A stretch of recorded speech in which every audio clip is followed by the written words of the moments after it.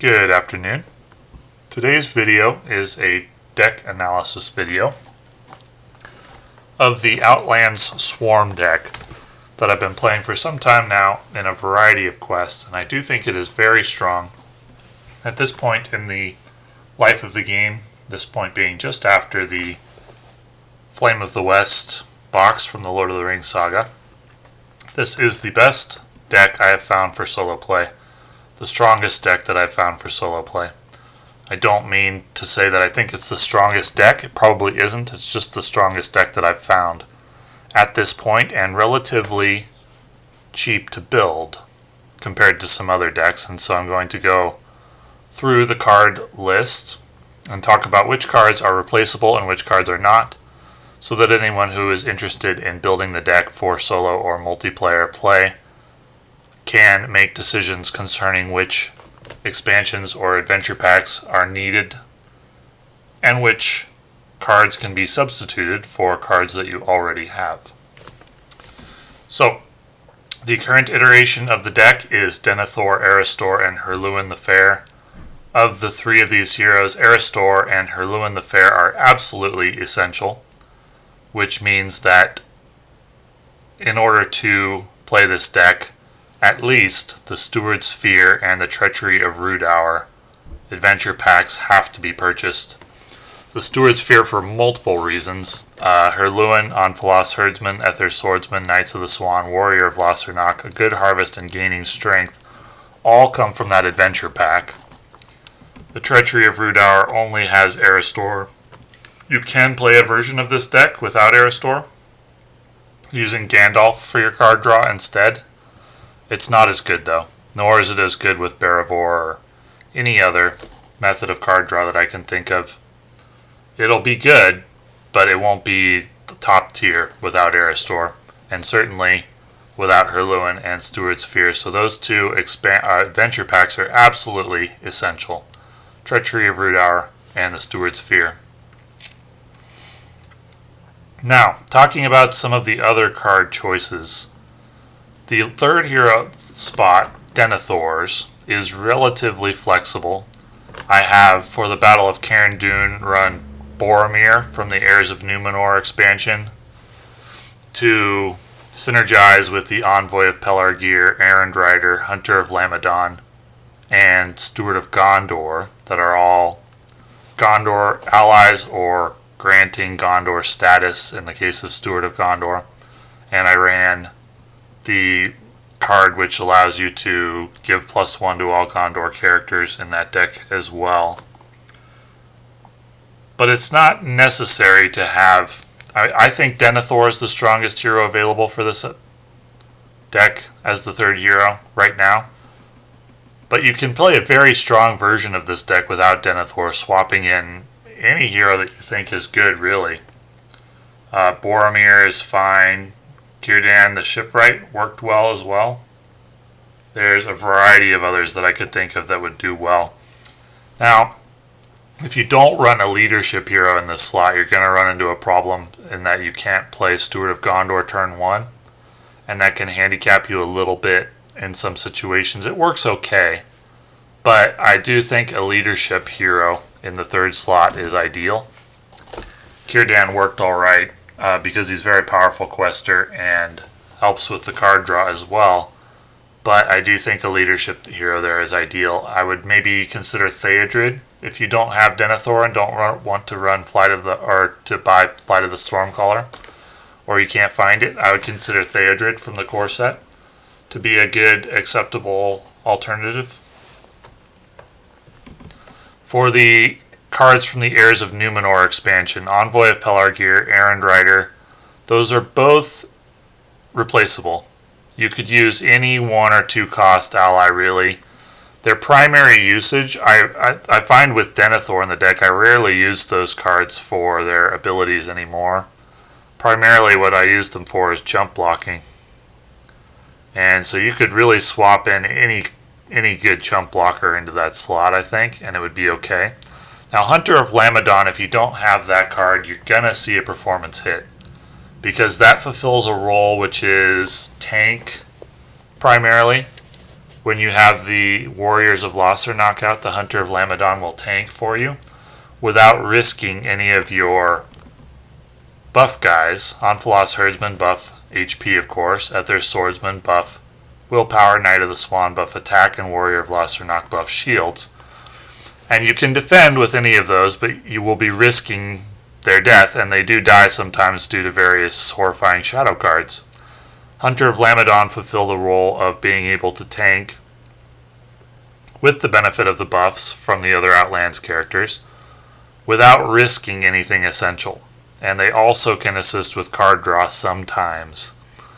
So I would consider this deck to be taking a power hit if you don't run Hunter of Lamadon. And if you're buying Heirs of Numenor for that, then you're getting the other cards as well, and you might as well run them, I guess. But if you just don't want to buy Heirs of Numenor, or don't have it, or can't find it, you could swap in just 3 other generally good low-cost allies. Hopefully that fit into like leadership, probably, so that you can play them relatively easily, because all 3 of those are played pretty easily given the hero combination that I run. But they're not essential. You'll take a power hit, but they're not essential. You could still run a very strong version of this deck without the Heirs of Numenor expansion.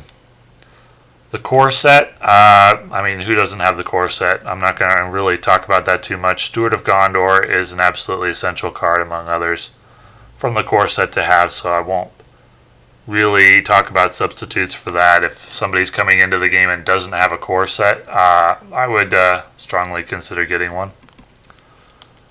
The Druidan Forest. Forlong is a very good card in this deck. You'll take a power hit without him, but you could run it and still run a very strong version of the deck without the Druidan Forest adventure pack. Swapping in any other really 3-cost ally that you think is strong. Preferably one from the leadership sphere. If you're running 2 leadership heroes in particular with Theodred, but you could swap in a variety of cards for Forlong and avoid needing to purchase the Druidan Forest. Overhill and Underhill. A very good tail is a good card in this deck. Again, not an essential card. You could run the deck without it. What would I consider swapping in for a very good tail? I mean, 1-card combination you could consider running if you don't have, like if you're missing Heirs of Numenor, or if you're missing Druidan Forest and Overhill and Underhill. Since there's only 1 card from each, you could consider running like Gandalf in that slot and Sneak Attack. I would consider that pretty good. You might not even notice a power hit if you did that. It's such a strong combo. If Druidan Forest and Overhill and Underhill are what you're missing, definitely you could run Sneak Attack Gandalf instead. The Thing in the Depths just has 1 card, Captain's Wisdom. Definitely could be swapped out for any good event or attachment that you like without really noticing much of a power hit. I'd say there might be 1 or 2 times when you can do something pretty ridiculous on turn 1 because of Captain's Wisdom or early in the game. But I'd say overall the power that it contributes is relatively mild. So the cards, the absolutely essentials, the essential adventure packs for this deck are Steward's Fear and Treachery of Rudauer, and if you've got both of those, you can make a very, very strong version of this deck, even if you don't have any of the others. Now, if you don't have Hunter of Lamadon, that's going to be the next card up that I think is the biggest power hit for this deck. But you can still play a pretty strong version of the deck without it. I forgot about one last card, which is Men of the West from Assault on Osgiliath. That card rarely gets played. It can matter for some quests when you accidentally have to throw away a Outlands character early. generally you're not going to be losing a lot of allies to combat if you get set up quickly and prioritize which cards to play first. Well, then you don't generally lose a lot of cards, and Men of the West doesn't come into play that often. It could easily be swapped out if you don't have a Sultan Osgiliath. So, let's talk a little bit about how the deck plays, how to mulligan, and how the deck plays. So I've got the deck loaded up here with a random hand drawn. What I'm looking for in a mulligan. Aether Swordsman, Warrior of Lothernok are always difficult cards to throw away. Steward of Gondor I almost never throw away. Steward of Gondor is a huge card to get in the first turn. Now we're drawing 4 cards additional. That's 10 total, and you've got 3 Steward of Gondors. You're going to see Steward of Gondor turn 1 quite a bit. Would I keep this hand? I think I would, because what you're looking for is a hand in which you can get a lot of allies out very quickly. This hand allows us to do that. We can play Aether Swordsman. Well, I'm not 100% sure this is a good hand actually now that I look at it, because the problem with it is don't have the resources for Aether Swordsman. Have to rely on the draw, but it does have Heed the Dream in order to be able to do that. So you need 2 resources on Herluin, so I could use Heed the Dream to go fetch maybe Steward of Gondor if I don't draw it. Maybe Good Harvest. So let's see how this would play for turn 1. Turn 1 is the most important turn for this deck, turn 1 or turn 2. If you're not having a good turn 1 or a turn 2, you're going to struggle. That's what this deck is designed to do.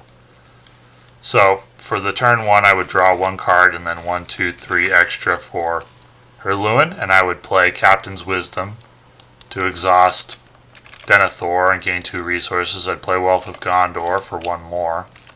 I did draw a way to get out Aether Swordsman. I can play, well, you want to draw first usually, so I would play Heed the Dream for 1. Look at the top 5. And there's 2 Aether Swordsmen and a Warrior of Lothernok. Now this is going to depend on the quest which one you get. Generally the order that you want to play the Outlands allies in that you prioritize is Warrior of Lothernok first, Aether Swordsman second, but it's very close. And in a lot of quests you want to get out Aether Swordsman at least 1 first, because you need the willpower early to get over whatever willpower challenge the encounter deck provides you at setup.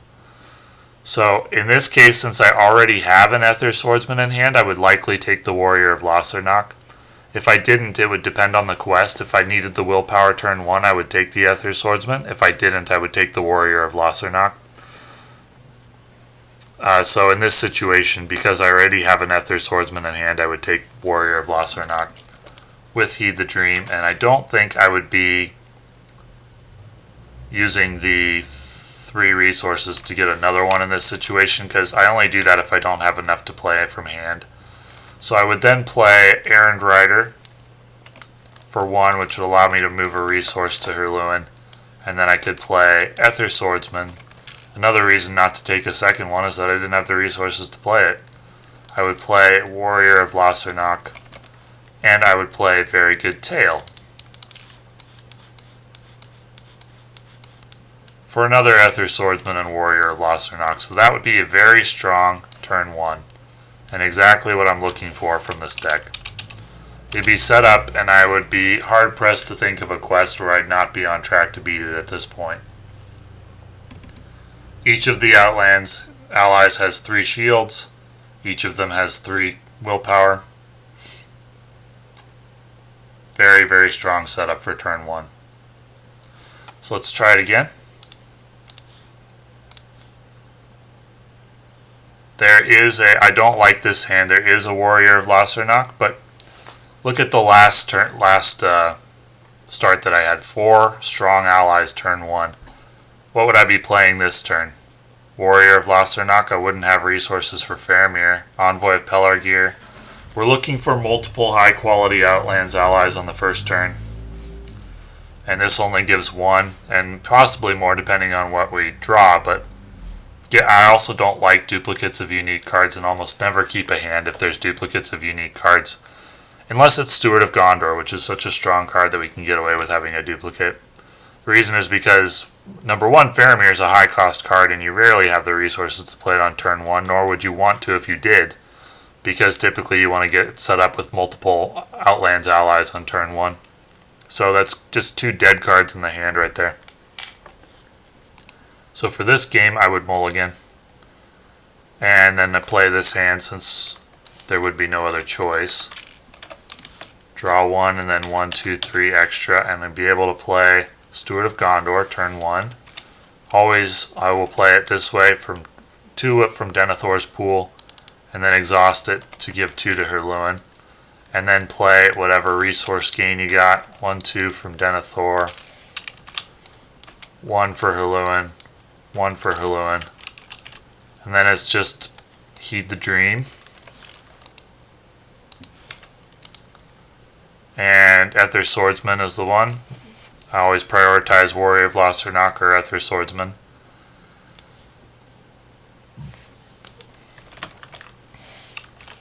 And then it's just playing whatever we can.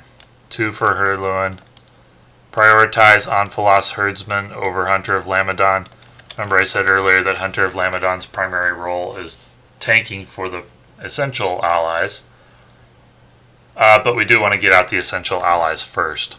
So now there's a choice. I'm going to have 3 resources left. So I can play, actually there isn't a choice. I can play everything. The only choice is whether I want to use Hunter of Lamadon's ability or not. After you play him, reveal the top card of your deck. If it's an Outlands card, add it to your hand. I will do that because I put a low priority on Forlong, and if I should draw another Ether Swordsman or Warrior of Lothar, I would play it over Forlong. He gets less priority than the essential allies, the buffer allies. So we play Hunter of Lamadon, and the card would not be Outlands, so no issue there. And then I would go ahead and play the remainder of my hand. And that would be a very strong turn with 1, 2, 3 essential Outlands allies, 2 tanking allies, and a chump blocker or utility ally. Another very strong turn.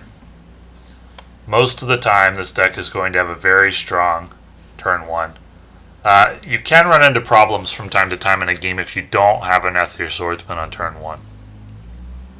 You can run into a problem where you don't have enough, because some of these encounter decks are throwing a ridiculous amount of willpower requirement at you turn 1, like 8 or something, to do anything. And if we didn't have Ether Swordsman, right now I'd only have 1, 2, 3, 4. If this was like a Warrior of Lothar, I'd have 5, 6, 7. And that's not much. If the encounter deck is throwing 8 at you on turn 1, which some of them do, like Karn Doom throws a lot at you on turn 1. But with the Ether Swordsman, we're looking at 2, 3, 4, 5, 6, 7, 8, 9, 10, 11, 12, 13, 13 willpower on turn 1, which is more than enough for any challenge. So we'll look at one more situation.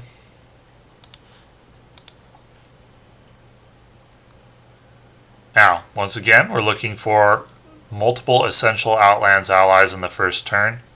Whereas before I kept a very good tail, that's because I already had 2 essential Outlands allies in the opening hand.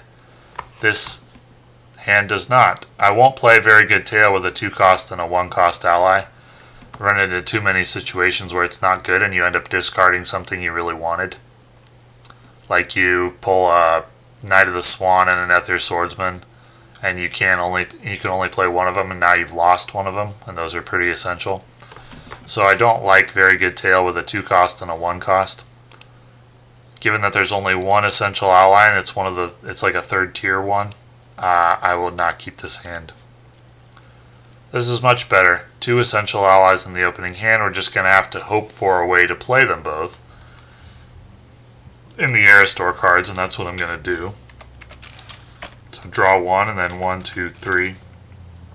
Well, that's trouble, because we didn't draw a way to play both of these. I can play Warrior of Lossernach and Warrior of Lossernach and play very good tail. Discarding 5. 1, 2, 3, 4, 5. Not a good discard. All I got is Hunter of Lamadon. If I had gotten another 2-cost guy, I would have played another very good tail. This is somewhat of a weak start due to the fact that we don't have an Nether Swordsman and due to the fact that a Nether Swordsman's going to the discard pile. That's unfortunate. But the start is still decent. We've still got a decent chance against a lot of quests. We got an ally tanking for 3 next, and a hero available to tank for 3 if you need it, if the encounter deck is throwing enemies at you turn 1. And let's see what we would draw for turn 2. All these would get discarded, but no Men of the West's in there, so it's likely a Men of the West could be used to play the Nether Swordsman and the Knight of the Swan at a later time. So draw Wealth of Gondor turn 2 and Captain's Wealth. And we could play Hunter of Lamadon for 2 from there. It's still a bit of a weaker start. Not a start I'd be super happy with. I doubt if I would use Hunter of Lamadon's ability, not being able to play any card that I happen to draw unless it's a Warrior of Lossernach, and that's not likely since 2 of them are already out. But still, not terrible. We'd probably stay alive until we were able to get set up with the Nether Swordsman or with Faramir or something. Wealth of Gondor and Captain's Wisdom would certainly allow Faramir to come out in short order should we draw him in a future turn. Yeah, the next turn wouldn't be looking too hot either, but a very good tail might help. There's Faramir. So that would be the questing power for this turn, would come out turn 3, I guess. Which is kind of late, and maybe too late against some encounter decks. But still not terrible. So that's a little bit about how the deck plays and what cards can be swapped out and what cards can't. Hopefully everyone found that at least entertaining, if not helpful. I do consider this the strongest deck that I have found so far. It's my go-to deck for difficult quests. The version of it with Boromir is the deck I used to beat Battle of Carn Dûm. The other deck that I saw somebody use against Carn Dûm and win was a Damrod Traps deck, which seemed pretty good to me. However, I could not make it work. I tried it and I think it's good, but it was going to take me a lot of attempts to beat the quest, and so I looked for something else. But I do think that deck is also very good. It just didn't fit my style, I guess. I'm not sure what all that deck required you to buy, but Outlands are pretty mild on the wallet, so to speak. Because all the essential Outlands allies came in one adventure pack along with their heroes. Very convenient. So this actually is a deck I would recommend for newer players. If you're looking at the game, maybe you're joining an established play group or something, and you're thinking, okay, what's the quickest path to buying a really strong deck? This might be it. I could make a strong case for it. At least of the decks that I've found, I consider this one the strongest. So, anyway, that is the Denethor Outlands Swarm deck. There are multiple examples of me playing it on the channel if you're interested. And thank you for watching.